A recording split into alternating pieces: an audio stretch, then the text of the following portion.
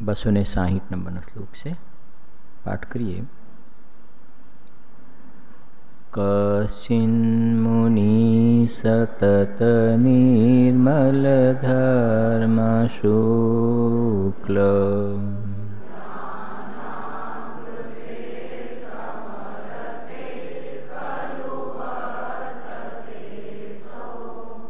તાભ્યા વિહીન મુનિકો બહિરાત્મકોયમ.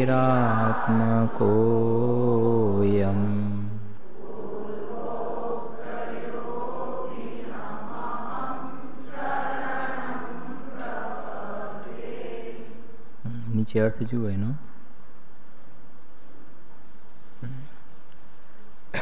કોઈ મુનિ સતત નિર્મળ ધર્મ શુક્લ ધ્યાન રૂપી સમરસમાં ખરેખર વર્તે છે તે અંતરાત્મા છે. આ સાક્ષાત અંતરાત્માની તરફથી વાત મૂકી એમને. એ બે ધ્યાનો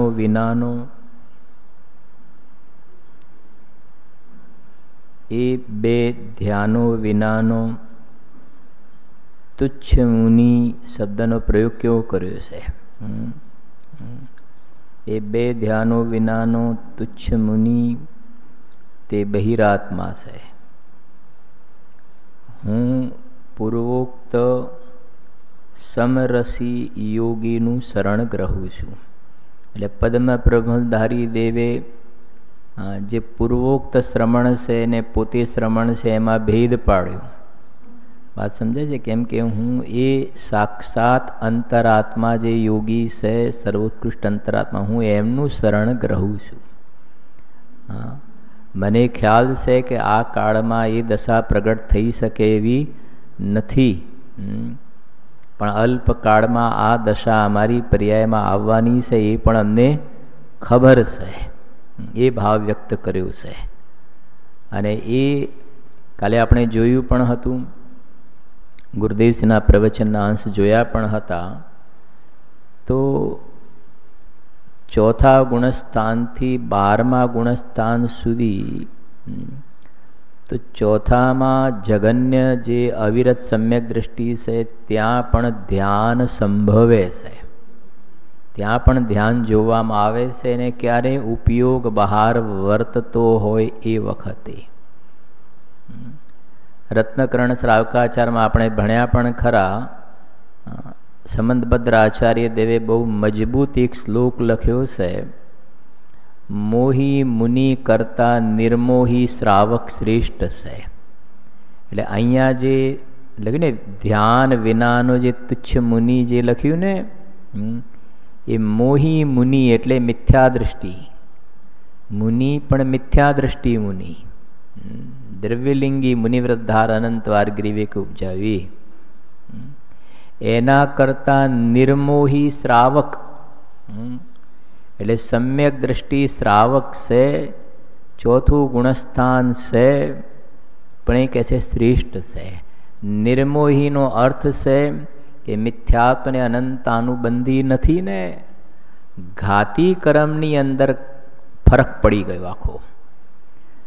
દ્રવ્ય મોક્ષમાર્ગ પ્રકાશકમાં વાત આવી છે, આવી સરસ વાત ઉઠાવી છે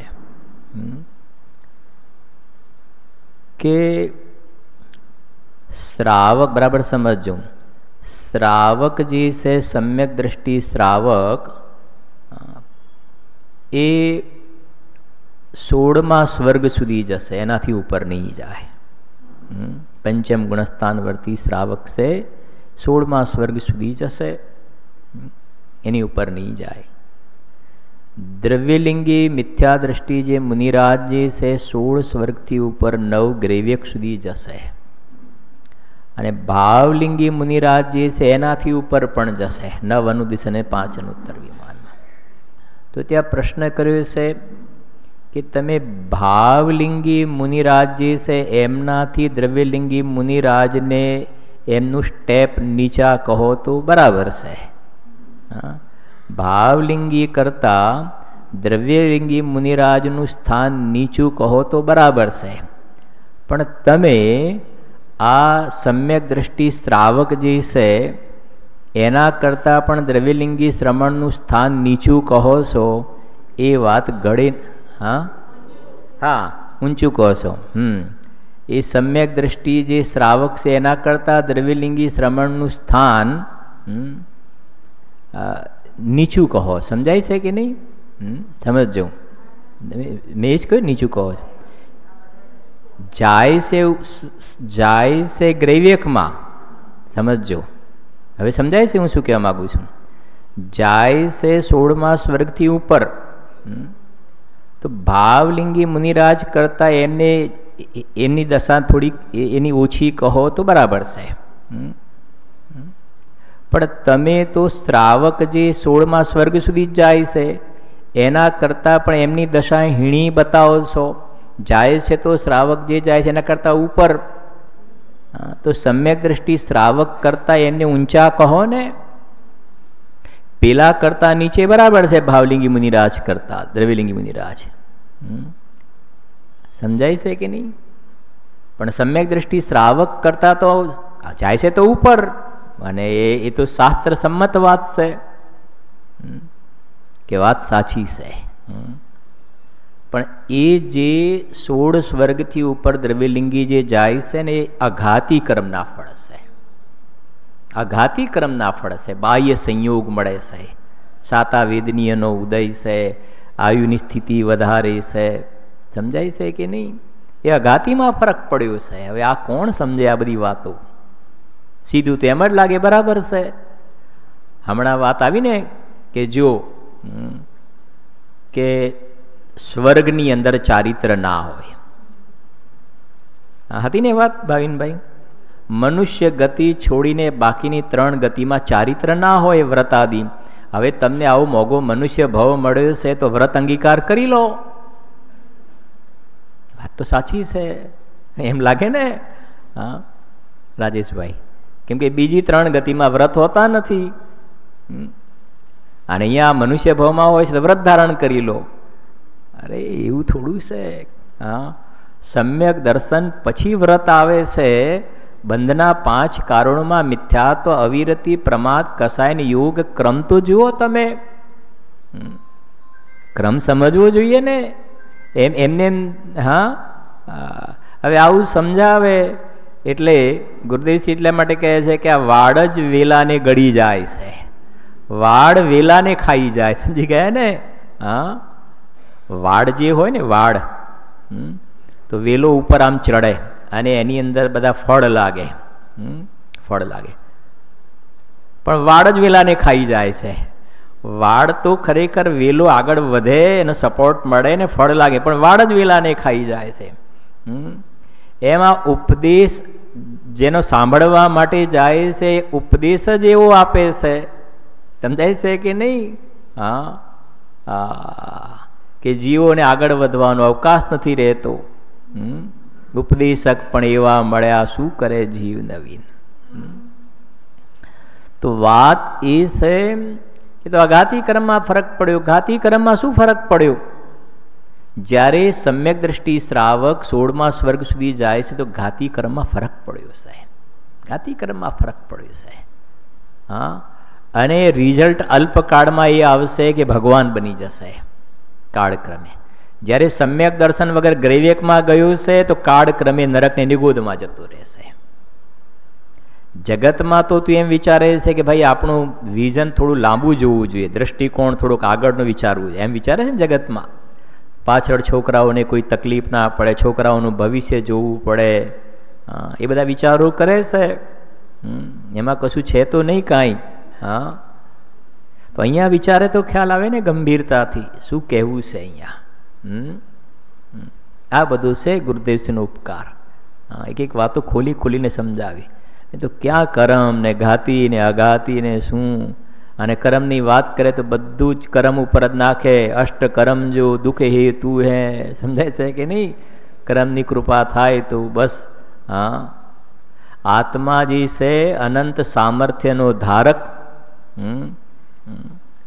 અંતર્મુહૂર્તમાં કેવલ જ્ઞાન લઈને ઊભો થઈ જાય એવું સામર્થ્યવાન ભગવાનની વાત જ કોઈ નહોતું કરતું. હા, એટલે અહીંયા જે લખ્યું ને, માટે કહે છે કે માટે અમે આ પૂર્વોક્ત જે છે 12મા ગુણસ્થાન વર્તી જે દશા છે, અમે એમનું શરણ ગ્રહણ કરીએ છીએ. જોઈશું જરાક કારણ કાર્ય નિયમમાં એક વાત થોડીક. હા, એની અંદર એક નીચે વચ્ચે આવો, એમાં જાઓ. હા, હું મૂકશું. પ્રશ્ન કર્યો છે ને એમ, આવું લોકોએ વાંચ્યું કે સાંભળ્યું કયા દિવસે? આપ જે બધા ખુલાસા કરો છો કે ચોથા ગુણસ્થાને પણ ધર્મ ધ્યાન ઉપયોગ બહાર હોય, ઉપયોગ બહાર હોય એ વખતે પણ ધર્મ ધ્યાન હોય, આપણે એની ચર્ચા કરીએ છીએ હજુ ઘણી. તો આ સાંભળ્યું કે સમાધાન સાંભળજો. વાંચતા તો હોય પણ અંદરથી નિશ્ચય ન હોય, અંદરથી એને નિશ્ચયનું નથી મહિમા, એમને એમ એક કોર કાઢી નાખે અને વ્યવહારમાં હોય ને એ રાખે. અહીં નહોતા બોલતા તે દિવસે પંડિત ભેગા થયા હતા સોનગઢમાં. આપણે ઘણી વાર કે વિદ્વત પરિષદ હતી, મોટા વિદ્વાનો આવ્યા હતા.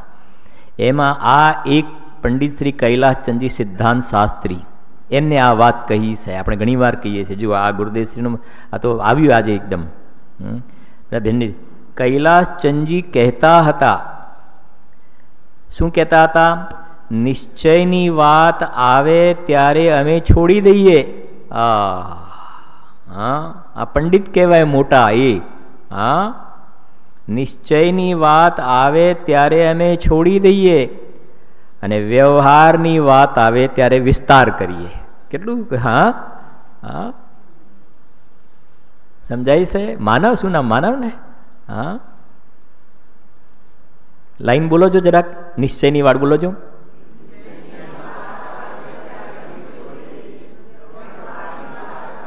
વિસ્તાર કરીએ. સમજાય છે કે નહીં? હા, આત્મામાં ગુણસ્થાન નથી તો અમે ગુણસ્થાનોનો વિસ્તાર કરીએ. ગુણસ્થાન 14 હોય છે, સમજાય છે કે નહીં? એના ભેદ પ્રભેદ એ વ્યવહારનો વિસ્તાર કરીએ. આત્મામાં જીવ સ્થાન નથી તો જીવ સ્થાન 14 હોય છે, એનો વિસ્તાર કરીએ. અને આપ એક એવા મહાપુરુષ છો, આત્માનો વિસ્તાર કરો છો કે આત્મા જે છે અનંત ગુણોથી ભરપૂર, જીવત્વ ચિતિ દસી જ્ઞાન ભરીતા વસ્ત, અનંત કાળથી તે એની સન્મુખ એક સમય દ્રષ્ટિ કરી નથી. આ બધા જીવસ્થાન, ગુણસ્થાન, માગનાસ્થાન હાલ વર્તમાનમાં તારા દ્રવ્ય સ્વભાવમાં છે જ નહીં. તું એક સમય એની સામે નજર તો કર. હવે આપ તો એક ધ્રુવ ધામની ધૂણી ધખાવો છો, અમે તો વ્યવહારનો વિસ્તાર કરતા હતા અને આ નિશ્ચયની વાત આવે ત્યારે છોડી દેતા હતા. અને એમના ઉદ્ગાર છે પંડિતજીના કે અમે જ્યારે સોનગઢ ગયા એ વખતે એવો ભાવ લઈને ગયા હતા કે અમે જઈને કાનજી સ્વામીને કંઈક સમજાવીશું. કેમ કે અમે તો પેલા બનારસમાં સિદ્ધાંત શાસ્ત્રી વિદ્વાન થયેલા ને. હા, બધી ઉપમાઓ લાગેલી હોય આગળ ને પાછળ. હા, પણ જ્યાં 20 દિવસ સ્વામીજીના ક્લાસ બધું સાંભળ્યું, એમના વ્યાખ્યાનો બધા સાંભળ્યા, શંકા સમાધાન બધું જોયું, ત્યારે અમે જ્યારે પાછા જતા હતા ત્યારે એમ લઈને જતા હતા કે અમે કંઈક સમજીને જઈ રહ્યા છીએ. હવે આ જુઓ, આવી સરળતા. હા, સમજીને જઈ રહ્યા છે. કરે અમે તો બધું ઊંધું મારતા હતા. આ છે કે નહીં? આ છે ને, જો લખ્યું છે ને. હા, અનેક જરાક તત્મુખ શાસ્ત્રનું પેજ ખોલજો. આપણે કાલે જ વાત કરી હતી ને, તત્વા સૂત્ર, આપણે સર્વાસિદ્ધિ ટીકા છે ને પૂજ્યપાદ સ્વામીનો, ઇષ્ટોપદેશ સમાધિ તંત્ર ગ્રંથ, એવી રીતે આના પર ટીકા છે ને. રામજી દાદાની આપણે જે ટીકા ઘણીવાર આપણે એના કોટેશનનો ટચ કરીએ છીએ. તો જે કાલે વાત કરી હતી કે જે ધ્યાન જે છે એ તપના ભેદ જે છે ને એમાં ધ્યાન આવે છે. તો ધ્યાનનું ફળમાં નિર્જરા થાય છે. અને આપણે ન્યાયથી સમજ્યા હતા, સમજજો જરાક, ચોથા ગુણસ્થાનમાં પણ નિર્જરા થાય છે. અને નિર્જરા થાય છે એનો અર્થ એ થઈ ગયો કે ત્યાં ધ્યાન સંભવે છે, સંભવે છે. હા, સમજાય છે આખી વાત શું કેવું છે અહીંયા? અને ધ્યાનનું સૂત્ર છે એકાગ્ર ચિંતા નિરોધ ધ્યાન. એક ભગવાન આત્માને અગ્ર કરીને, મુખ્ય કરીને બીજી બધી ચિંતાનું રોકાવું એનું નામ ધ્યાન છે. બરાબર સમજો આખી વાત. એક શુદ્ધાત્માને મુખ્ય કરીને બીજી બધી વાતોનું ચિંતન રોકાય, બીજા બધા વિકલ્પો રોકાય, એનું નામ આ ધ્યાનનું સૂત્ર છે. તો હવે સમજીએ, કેમ કે 12મા ગુણસ્થાન વાળું, 7માંથી ઉપરવાળા જે શુદ્ધોપયોગ વાળું જે ધ્યાન, એ સિવાય પણ આપણે એ તો બરાબર ખ્યાલમાં આવે છે, એક ભગવાન આત્માને મુખ્ય કરીને બીજાનું ચિંતન રોકાય, હા, એ તો ખ્યાલમાં આવે. પણ આપણે આ વાત ચોથા ગુણસ્થાનની અંદર સમ્યક દ્રષ્ટિનો ઉપયોગ જ્યારે બહારમાં વર્તતો હોય એ વખતે એકાગ્ર ચિંતા નિરોધ ધ્યાન લગાવવું પડશે ને. હવે સમજીએ કે સમ્યક દ્રષ્ટિનો ઉપયોગ જ્યારે બહાર વર્તતો હોય છે ને એ વખતે મિથ્યાત્વને અનંતાનુબંધીના જે વિકલ્પો જે છે એ વિકલ્પો રોકાયા છે કે નથી રોકાયા? એ વિકલ્પો જોવામાં આવે છે. સમજો આખી વાત પૂરી. ઉપયોગ જ્ઞાનીનો બહાર છે એ વખતે મિથ્યાત્વ સંબંધીના અને અનંતાનુબંધી સંબંધીના વિકલ્પો નથી ત્યાં. કેમ કે સામે 41 પ્રકૃતિનો બંધ નથી થતો, તો એ વિકલ્પ નથી થતા ને, તો રોકાયા કે ના રોકાયા? રોકાયા ને. હા, તો એ ધ્યાન થયું ને. અને આ બાજુ નિર્જરા જોવામાં આવે છે ને. સમજાય છે આખી વાત? હા, ચશ્મા અલગ પ્રકારના પહેરવા પડશે તો જવાબ મળશે. વ્યવહારના જ ચશ્મા પહેરી રાખશો તો જવાબ નહીં મળે. આના માટે ચશ્મા અલગ પહેરવા પડશે. સમજાય છે ને? લોકમાં એવું હોય છે ને, પેલા અમુક પ્રકારનું જોવું હોય તો એના ચશ્મા અલગ હોય છે. સમજાય છે કે નહીં? હા, એમ આ ત્રિકાલી ધ્રુવ ભગવાન આત્માના દર્શન કરવા હોય તો આ નિશ્ચયના ચશ્મા પહેરવા પડશે, વ્યવહારના ચશ્મા ઉતારવા પડશે. સમજાય છે ને વાત? હા, જો એની અંદર જરા નીચે આવો જરાક. પ્રશ્ન સાંભળજો જરા. છઠ્ઠા ગુણસ્થાને તો નિર્વિકલ્પ દશા હોતી નથી, તો ત્યાં ધર્મ ધ્યાન કેવી રીતે સંભવે? આવી ગઈ વાત? આવી ગઈ ને વાત? જે હતો એ પ્રશ્ન આવી ગયો ને. હા, કે ભાઈ 7માનું નથી પૂછ્યું, 6ઠ્ઠાનું પૂછ્યું છે. છઠ્ઠામાં તો ઉપયોગ બહાર હોય, તો પછી ધર્મ ધ્યાન કેવી રીતે સંભવે? હા, સમાધાન સાંભળજો. છઠ્ઠા ગુણસ્થાને વિકલ્પ હોય છે ખરું, પરંતુ ત્યાં તે વિકલ્પનું શું લખ્યું છે? સ્વામિત્વ નથી. કાલે બોલ્યા હતા ને, દ્રષ્ટિએ વિકલ્પમાં નથી વર્તતી. આ વિકલ્પ જેવડો હું છું કે આ વિકલ્પ કર્તવ્ય છે કે આ આવશ્યક કરવા લાયક છે, એવી અંદરમાં શ્રદ્ધા પ્રતીતિ નથી વર્તી. બલકે આ હે છે. સમજાય છે કે નહીં? એ છે આખી વાત. જો વિકલ્પનું સ્વામિત્વ નથી અને સમ્યક દર્શનની દઢતા થઈને અશુભ રાગ ટળતો જાય છે. તેથી તેટલે દરજ્જે ત્યાં ધર્મ ધ્યાન છે. વિકલ્પમાં છે ને, ઉપયોગમાં છે ને, એટલે અંશે ધર્મ ધ્યાન છે. હવે આ સાંભળો હજુ આગળનું. અને તેનાથી શું લખ્યું છે? સંવર નિર્જરા થાય છે. હા, એ છે. એટલે દરજ્જે ત્યાં ધર્મ ધ્યાન છે. આ વ્યવહાર ધર્મ ધ્યાનની વાત નથી. વ્યવહાર ધર્મ ધ્યાન જે છે એનાથી તો આશ્રવ બંધ થાય. આ તો છે ને સંવર નિર્જરા થાય છે. સમજાય છે કે નહીં? કોઈ કહે કે ના ના આ તો વ્યવહાર ધર્મ ધ્યાન, તો સંવર નિર્જરા છે ને તો વ્યવહારની ક્યાં વાત આવે? હા, છે કે નહીં? આ સ્પષ્ટ. તેનાથી સંવર નિર્જરા. ચોથા અને પાંચમા ગુણસ્થાને પણ એ જ રીતે શું લખ્યું છે? ધર્મ ધ્યાન હોય છે કે નહીં? હા, પછી ઘરે જઈને જોયું, મેં કીધું આ ધ્યાનની વાત છે ને તત્વસૂત્રમાં છે, તો નજર બધું નાખી દો. મેં કીધું આ તો છે, તો લખેલું તો છે ને, સ્પષ્ટ ખુલાસો છે ને. હા હા, આ રામજી દાદાની ટીકાની અંદર એ વખતે જે બધા, કેમ કે તત્વસૂત્ર મૂળ ઓરિજિનલ ગ્રંથ પર્યાયાર્થિક એનો વ્યવહારનો ગ્રંથ છે. સમજાય છે ને? વ્યવહારનો ગ્રંથ છે. પણ રામજી દાદાએ, કેમ કે આ તત્વસૂત્ર તો બધાના હૃદયમાં વસેલો છે. હા, બધા જૈનો તત્વસૂત્રને સ્વીકારે, પણ એની અંદર આ અધ્યાત્મનો દ્રષ્ટિકોણ પણ મૂકી દેવામાં આવે ને તો સોનામાં સુગંધ ભળી જાય. તો એ વાત અહીંયા આજે પ્રશ્નોત્તરી વગેરેમાં જે છે ને, આ વાત બધી જગ્યાએ તમને જોવા મળશે. હા, બધી જગ્યાએ જોવા મળશે. હા છે. કેમ કે બધાને ખબર હશે, જૂના ભાઈઓને તો, કે પેલા 10 લક્ષણના પર્યુષણના દિવસોમાં બપોરે તત્વસૂત્રનો રોજ બપોરે એક 10 અધ્યાય હોય ને, તો રોજ એક અધ્યાયનો સ્વાધ્યાય થાય.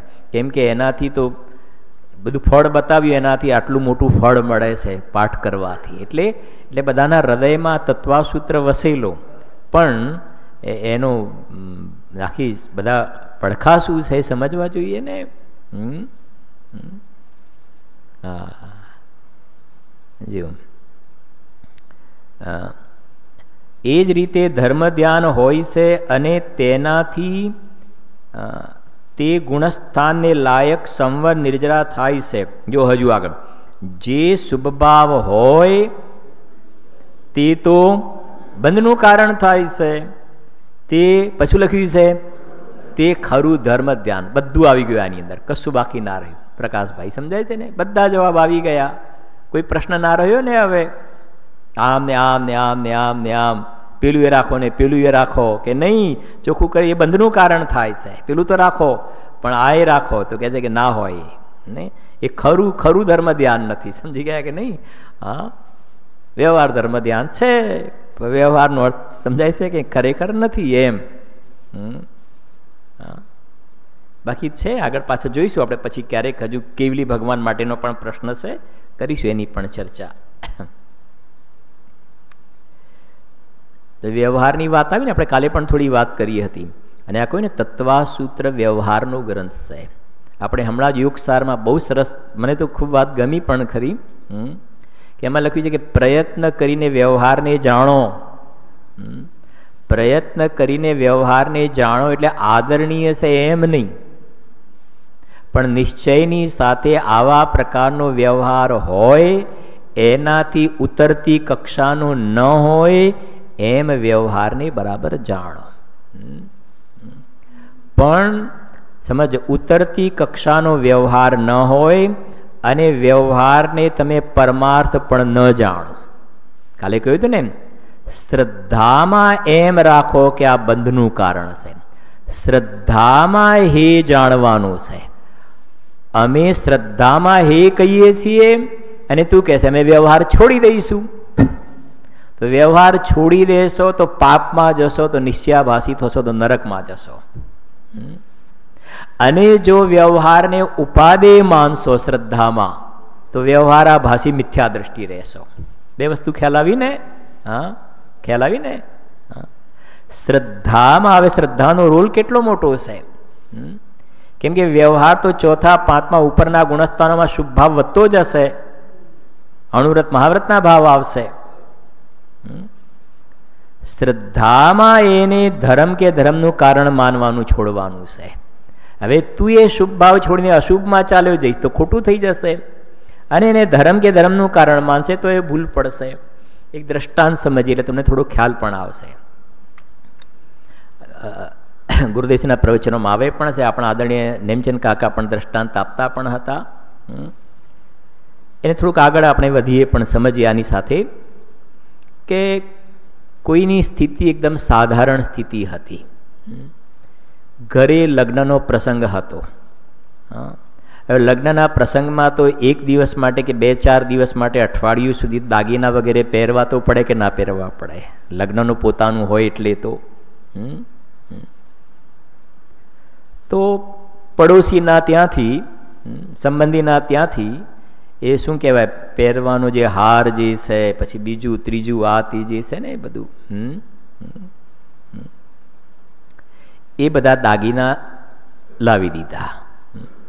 હવે સમજો, હવે એ દાગીના જે છે ને વ્યવહારથી કહેવાય કે તારા, પણ શ્રદ્ધામાં, હવે સમજો, હવે આખી વાત સમજો, શ્રદ્ધામાં જો એને પોતાના માને તો સાહુકાર નહીં કહેવાય, ચોર કહેવાશે. શ્રદ્ધામાં પોતાના માને તો. અને આ મારા નથી ને, શ્રદ્ધામાં હે માનવાનું છે. સમજો, શ્રદ્ધામાં હે માનવાનું છે, એની જગ્યાએ પાછા આપી આવે. હજુ લગ્ન શરૂ નથી થયું, અઠવાડિયે પહેલા લાવીને મૂકી દીધા, અઠવાડિયે પહેરવાના છે. શ્રદ્ધામાં એને પોતાના માનવાનું છોડવાનું છે, એની જગ્યાએ દાગીના જ પેલાના ઘરે આપી દે, છોડી દીધા, તો શું થશે? ન્યાય સમજાય છે ને? શ્રદ્ધામાં ઉપાધિ માને તો ચોર કહેવાશે. સમજાય છે કે નહીં? અને કહે છે કે ના, છોડી દેવાના, શ્રદ્ધામાં મારા નથી ને તો આપ્યો પાછા. તો પછી લગ્ન વખતે કેવું લાગશે? ખરાબ લાગશે ને, સારું નહીં લાગે ને. તો ક્યાં સુધી શ્રદ્ધામાં તો પહેલેથી હે, પણ ક્યાં સુધી એ દાગીનાના પોતાની સંયોગમાં, ક્યાં સુધી કે અઠવાડિયું 10 દિવસ પછી શું કરી દીધા? પછી આપી દીધા. એમ આ પ્રશસ્ત શુભ રાગ જે છે એ શ્રદ્ધામાં તો હે છે, પણ ક્યાં સુધી જોવામાં આવે છે શુભ રાગ? સમજાય છે કે નહીં? કે આ કહેશે પરમાત્મા દશા પ્રગટ ન થાય, જે પેલા લગ્ન પૂરા થઈ ગયા એમ કહેશે મોક્ષની પ્રાપ્તિ ન થાય ત્યાં સુધી, અરહંત અને સિદ્ધ દશાની પ્રાપ્તિ ન થાય ત્યાં સુધી ભૂમિકા અનુસારનો વ્યવહાર જોવામાં આવે છે. વાત એ છે. સમજાય છે કે નહીં? જો એમાં જરા કારણ કાર્ય નિયમ છે ને, એમાં એક પેજ ખોલજો, 179.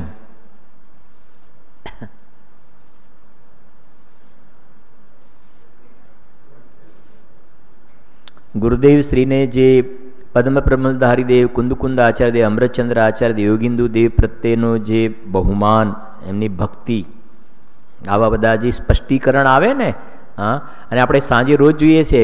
યોગિંદુ દેવ તો સમજો કે એક ગાથા ગઈ નથી ને બીજી આવી નથી ને, મોક્ષ મોક્ષ, અને એ પણ શીઘ્ર શીઘ્ર શીઘ્ર શીઘ્ર શીઘ્ર. ગુરુદેવ શ્રી કાલે 5 વાર શીઘ્ર શીઘ્ર શીઘ્ર, મોક્ષ મોક્ષ મોક્ષ. બસ મોક્ષની પ્રાપ્તિ તો કરી, પણ જલ્દીથી જોઈએ. 179 આવીને એમાં જરા જવા દો, ઉપર જવા દો. હા બસ બસ, આ કુંદ આચાર્ય વચ્ચે છે ને, હા લખી છે ને, જો એ ટળીને વિતરાગ થઈ જવાના છે, ભગવાન થઈ જવાના છે. કુંદ આચાર્ય દેવ, અમૃતચંદ્ર આચાર્ય દેવ, યોગીન્દ્ર દેવ, પદ્મ પ્રમલધારી દેવ, આ શું લખે છે? બધા મોક્ષમાં જવાના છે. પણ પાછું સ્પષ્ટતા, વર્તમાનમાં સ્વર્ગમાં છે, ત્યાંથી મનુષ્ય થઈને મોક્ષે જવાના છે. સમજાય છે કે નહીં? ભગવાન છે. શું લખી છે પછી? બોલો. એક ભવ બાકી, પંચમ આરે જન્મ્યા. સાંભળજો હવે, પંચમ આરામાં જન્મ થઈ ગયા, ભગવાનના જ્યાં વિરહ પડ્યા તેથી એકાદ ભવ રહી ગયો. એને લઈને એકાદ ભવ રહી ગયો, નહીં તો આ જ ભવમાં મોક્ષમાં ચાલ્યા જાત.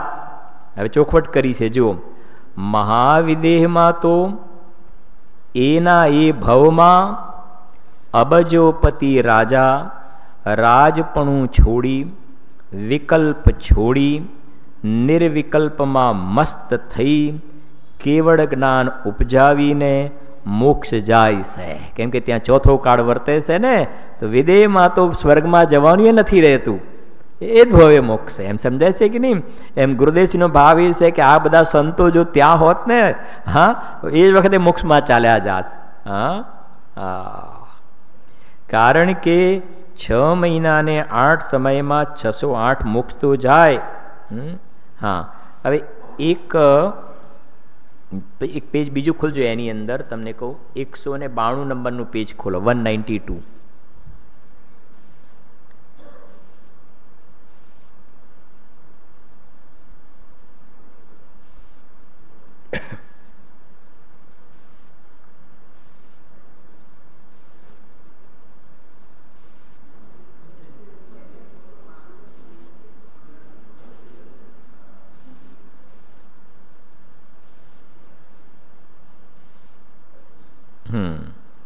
જો પંચમારાના મુનિરાજને ખબર છે કે અત્યારે 12મું ગુણસ્થાન નહીં આવે,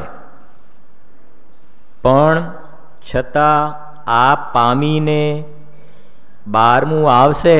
સમજાય છે કે નહીં? હા, 12મું આવશે એમ બતાવે છે.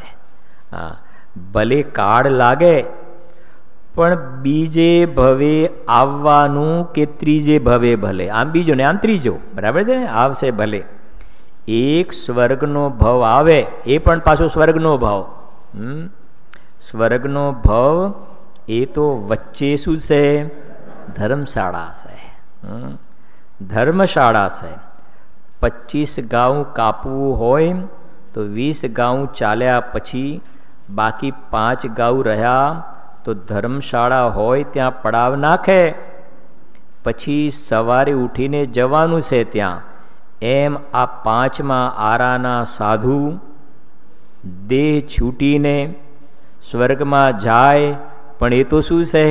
ધર્મશાળા છે. જુઓ તો ખરા. હા, ત્યાંથી નીકળીને શું લખ્યું છે? બોલો. પરમાત્મા થવાના છે. એટલું જોર આપે છે પોતે મુનિરાજ, એટલું જોર આપે છે. એ પ્રમાણે છે. હવે એના પછીનો જરા શ્લોક વાંચી લે, કરીશ ચર્ચા કાલે. એના પછીનો શ્લોક, એના પછીના શ્લોકમાં પણ ઘણા ગુરુદેવશ્રીએ બહુ સરસ ખુલાસા કર્યા છે. તમે વિચારજો પણ ખરા શું કહેવું છે ત્યાં. વાંચીએ. બહિરાત્મયંતરાત્મયેતિ વિકલ્પ કુધિયામયમ સુધિયામ ન સમસ્તયેશ સંસાર રમણી પ્રિય. આવું એક શ્લોક આગળ પણ આવ્યું છે, તમને યાદ આવે તો કહેજો કાલે. જો નીચે વાંચું છું શ્લોકાર્થ. શુદ્ધ, હા ઉપર વાંચી લેજો. વળી આ 151મી ગાથાની ટીકા પૂર્ણ કરતા ટીકાકાર મુનિરાજ વડે શ્લોક દ્વારા હવે શું લખ્યું છે? કેવળ શુદ્ધ નિશ્ચય નયનું સ્વરૂપ કહેવામાં આવે છે. આ હિન્ટ આપી દીધી જરાક. શ્લોકાર્થ. શુદ્ધ આત્મતત્વને વિશે બહિરાત્મા અને અંતરાત્મા એવો આ વિકલ્પ કુબુદ્ધિઓને હોય છે. જો તો ખરા. આત્માના 3 ભેદ, અવસ્થાની અપેક્ષાએ આત્માના 3 ભેદ, બહિરાત્મા, અંતરાત્મા, પરમાત્મા. એમાં અંતરાત્માના 3 ભેદ, પરમાત્માના 2 ભેદ. એ કહેશે બધું કુબુદ્ધિઓને હોય છે. હા, જુઓ તો ખરા. અહીંયા તો હું પરમાત્મા છું, બસ એટલી જ વાત. આ શું બહિરાત્મા ને અંતરાત્મા ને પરમાત્મા બધું મૂકો, બધું પોટલું બાજુમાં. હું પરમાત્મા છું, બસ આટલું યાદ રાખો. એમ એ કેવું છે. હા, કુબુદ્ધિઓને હોય છે. હવે આવા વિકલ્પો કુબુદ્ધિઓને, પછી પેલો ઘરાક આવ્યો ને પેલો ઘરાક ગયો ને પેલી પાર્ટીનું પેલો મિટિંગ થઈ ગઈ ને પેલું કેટલાનું પેલાનું બાકી છે ને કેટલાનું શું લેવાનું છે, પેલાનું વ્યાજ આવ્યું કે ના આવ્યું, એ બધું ક્યાં આવ્યું આની અંદર? સમજાય છે કે નહીં? હા જો હવે બીજું, સંસાર રૂપી રમણીને પ્રિય શું? એક એક વાતો લખી છે. સંસાર રૂપી રમણીને પ્રિય એવો આ વિકલ્પ. સંસાર રૂપી રમણીને શું હોય છે પ્રિય? શું લખ્યું છે? સંસાર રૂપી રમણીને પ્રિય શું હોય છે? વિકલ્પ. સમજાય છે કે નહીં? હા, વિકલ્પ હશે તો સંસારનું વૃક્ષ બરાબર હર્યું ભર્યું રહેશે, એમ કેવું છે. સમજે? સંસાર રૂપી રમણીને પ્રિય છે વિકલ્પ. જ્યાં સુધી વિકલ્પો ચાલુ છે ત્યાં સુધી, હા, જેમ પેલું નથી તો વૃક્ષને બધું વાવી, પેલું ખાતર બધું આપવામાં આવે તો બિલકુલ હર્યું ભર્યું રહે, એમ તારું સંસાર હર્યું ભર્યું રહેશે. તને વિકલ્પ પ્રિય છે તો, વિકલ્પ છે તો સંસારને પ્રિય છે વિકલ્પો. આ વિકલ્પ સંસાર રૂપી રમણીને પ્રિય એવો આ વિકલ્પ શું લખ્યું છે? સુબુદ્ધિઓને હોતો નથી. સમજાય છે ને? સમ્યક દ્રષ્ટિઓને નથી હોતો આવો વિકલ્પ. મિથ્યા દ્રષ્ટિઓ બધા ભેદ પાડે છે, આ ને આ ને આ ને. સમજાય છે કે નહીં? કરીશ ચર્ચા એની કાલના સ્વાધ્યાય. બહુ સરસ શ્લોક છે.